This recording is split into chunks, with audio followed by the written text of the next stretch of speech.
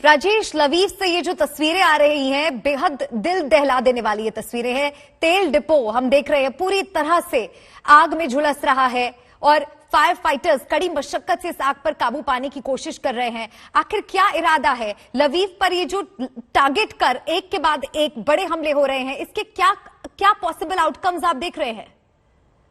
देखिए, जो ये हमले हुए हैं, चाहे वो तेल डिपो पे हो, चाहे वो कम्युनिकेशन सेंटर्स पे हो, ये एक तरह से जो यूक्रेनियन वॉर कैपेबिलिटी है, जो यूक्रेन फोर्सेस की क्षमता है लड़ाई लड़ने की, उसको कमजोर करेगा। इसके अलावा जो इकोनॉमी है यूक्रेन की पूरी तरह से पहले ही चरमरा गई है, सब कुछ बंद पड़ा है, ये उसको और ज्यादा प्रभावित करेगा। और जो अंदर के शहर हैं, जो सेंट्रल यूक्रेन या पूरी यूक्रेन में है, जो अभी यूक्रेन कब्जे में है अभी तक, वहां उनकी सप्लाई जो है फ्यूल की, वो और दिक्कत आएंगी, क्योंकि पहले ही सप्लाई बहुत कम है और जो शॉर्टेज है फ्यूल की बहुत ज्यादा है पूरे यूक्रेन में, वो और बढ़ जाएगी। इसके अलावा जो संकेत है लवीव में या इवानो फ्रांको में हमले करने का, वो बिल्कुल स्पष्ट है।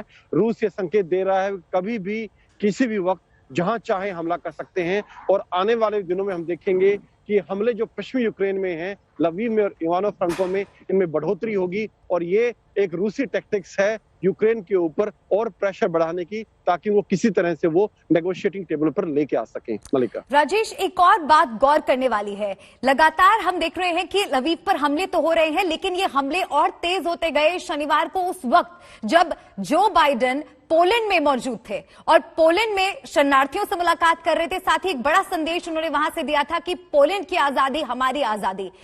जो पोलैंड का लवीव के साथ संबंध है, अगर आप हमारे दर्शकों को बता सके कि क्या इतिहास है, लवीव और पोलैंड किस तरह से आपस में कनेक्टेड हैं और क्या मंशा है रूस की लवीव को लगातार टारगेट करने के पीछे?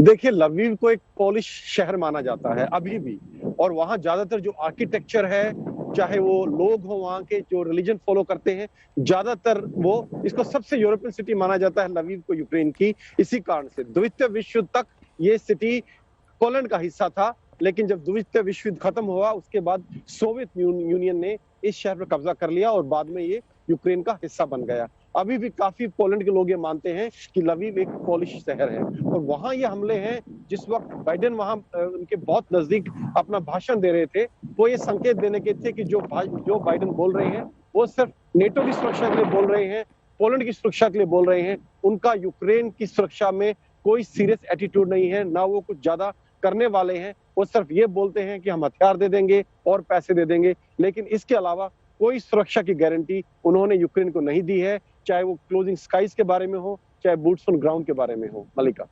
बिल्कुल, और लगातार जिस तरह से शहर दर शहर बर्बादी हो रही है, तबाही हो रही है, उससे एक बात तो साफ है कि रूस रुकने वाला तो बिल्कुल नहीं है। और अब इस बात का वो खुद खुला ऐलान कर चुका है कि दूसरे चरण में ये युद्ध पहुंच रहा है। दूसरे चरण में और कितनी तबाही और कौन कौन से शहर ऐसे यूक्रेन के बच गए हैं जहां पर रूसी हमले के निशान ना हो? राजेश, देखिए, जो दूसरे चरण का रूस रुकेगा नहीं, ये तो बिल्कुल सही बोला आपने। किसी भी हालत में जब तक उसके मिलिट्री और पॉलिटिकल ऑब्जेक्टिव्स जो हैं, जिस कारणवश उसने ये युद्ध शुरू किया था, जब तक वो ये हासिल नहीं कर लेगा वो नहीं रुकेगा, ये सच है।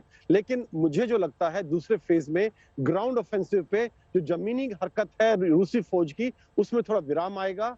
इसका मतलब ये नहीं कि वापस चले जाएंगे, लेकिन उसमें थोड़ी एक्टिविटी आगे बढ़ने में विराम आएगा।